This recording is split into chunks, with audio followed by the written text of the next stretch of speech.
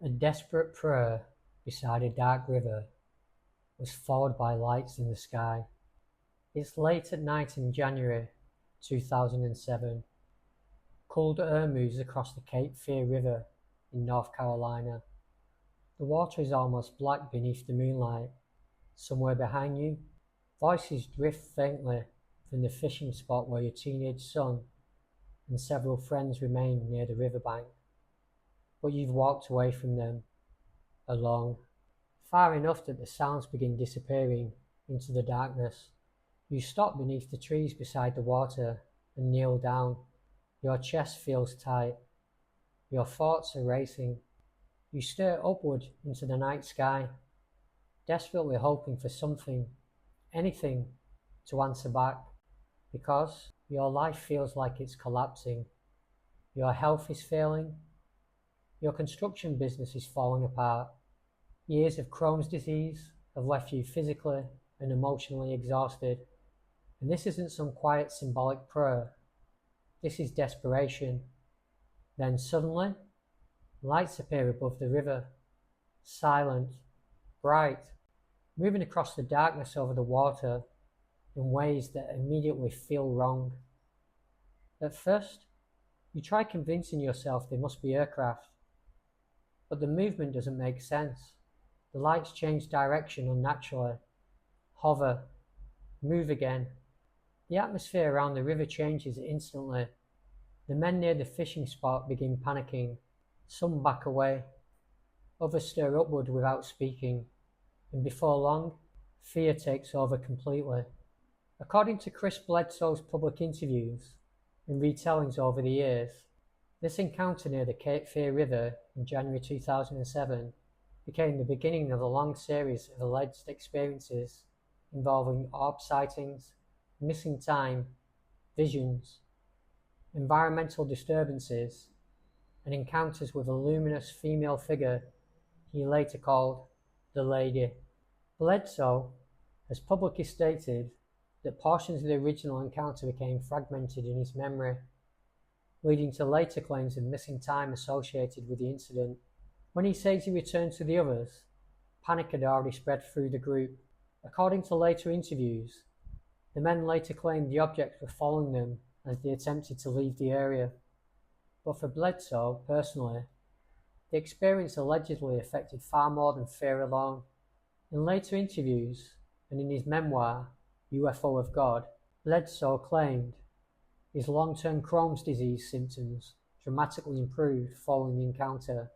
He interpreted this as part of the same phenomenon. Supporters view the healing claim as one of the most compelling aspects of the case. Skeptics argue stress, remission cycles, belief effects, or psychological transformation could also influence perceived recovery. Either way, the healing claim became central to how Bledsoe himself understood what happened that night. Over the years that followed, Bledsoe claimed the experiences continued around his property in North Carolina. He described recurring orb sightings appearing over trees and fields surrounding the home, strange lights, environmental disturbances, missing time experiences, vivid dreams, and increasingly spiritual encounters connected to what he believed was the same phenomenon from the river. Videos filmed near the property later spread widely online, bringing growing attention to the case. According to public discussions surrounding the story, various researchers, experiencers, podcasters, media figures, and investigators reportedly visited the property over the years. Some later publicly claimed they witnessed unusual aerial lights or unexplained activity themselves. As the story spread online, Bledsoe began appearing in interviews, documentaries, television programs, conferences, and major podcasts focused on UFOs, consciousness, spirituality, and unexplained phenomena. One particularly discussed area involved experiments and monitoring allegedly connected to Bledsoe's encounters. According to public interviews and televised discussions, Bledsoe participated in sessions where equipment was reportedly placed on his head to monitor neurological or brain activity while researchers attempted to observe his responses during claimed interactions or sightings. The exact interpretations of the results remain disputed, and no universally accepted scientific conclusion emerged from the testing. But the experiments helped push the story into conversations involving consciousness research and anomalous human experience. Then came one of the strangest and most controversial parts of the entire case. According to Bledsoe's own detailed retellings in long-form interviews, one encounter allegedly began around 3 a.m. after he had heard a powerful voice command him to arise.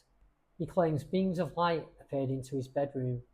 Shadow-like figures allegedly moved nearby, and despite not fully understanding what was happening, he says he felt compelled to leave the house and walk outside toward a barn and kennel area on the property. According to Bledsoe, the atmosphere outside felt unnatural. The wind intensified violently around him. Then, according to his account, something massive moved overhead. He later described it as a translucent, bull-like figure crossing above him in the darkness. Not solid, not fully physical. He claimed he could actually see stars visible through its body as it passed overhead. Only after the figure disappeared did another presence allegedly emerge, a glowing female figure, calm, radiant, watching silently, the figure he would later call the Lady. Bledsoe has repeatedly described the experiences as emotional and spiritual rather than overtly hostile. According to him, the Lady communicated messages connected to warning, consciousness, human division, environmental crisis, and future upheaval.